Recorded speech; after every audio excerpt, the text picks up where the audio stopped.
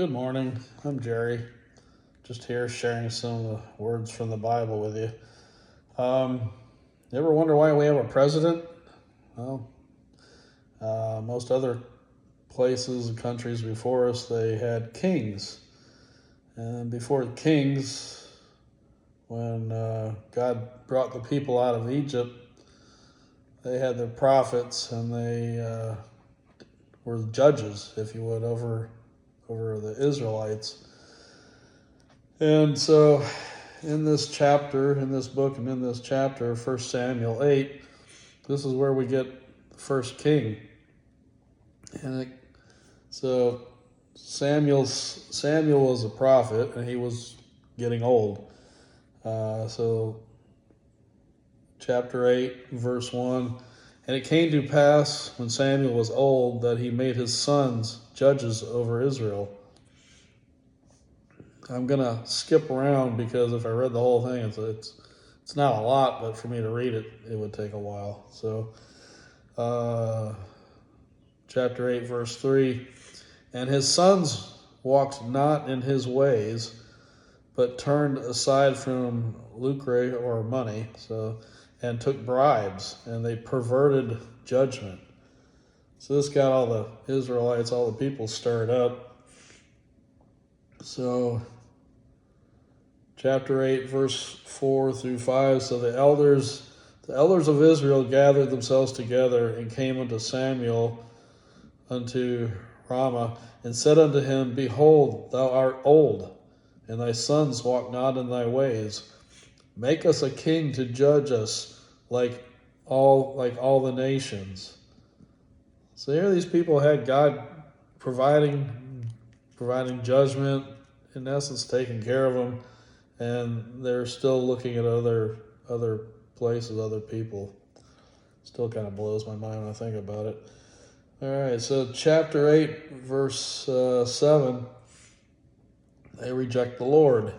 And the Lord said unto Samuel, Hearken unto their voice of the people in all that they say unto thee.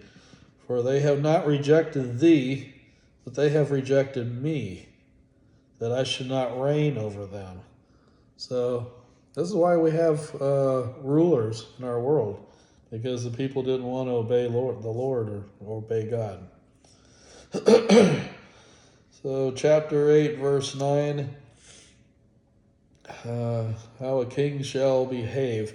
So he's talking to Samuel, God is. He says, Now therefore hearken unto their voice, howbeit yet protest solemnly unto them, and show them the manner of the king that shall reign over them.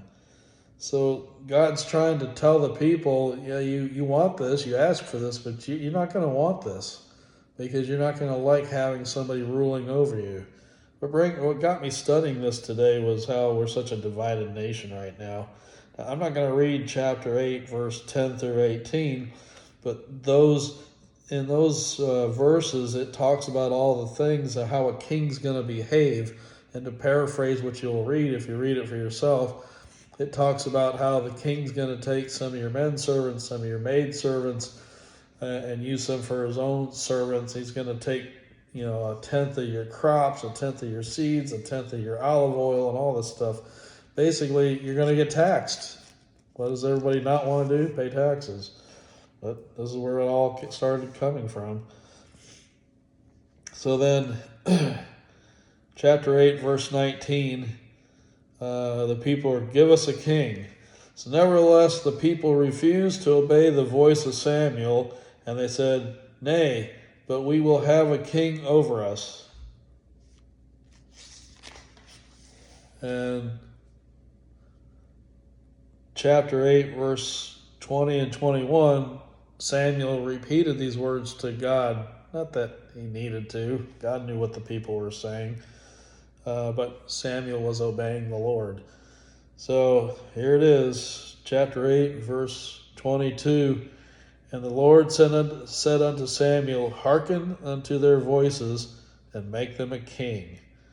And Samuel said unto the men of Israel, Go ye every man unto his city. So that's why we have rulers, because the people wouldn't obey the Lord. They wouldn't listen, and it still goes on today, doesn't it? Anyhow, but y'all might like this. Read chapter 8 of 1 Samuel for yourself. I think you'll like it. Love you. Bye.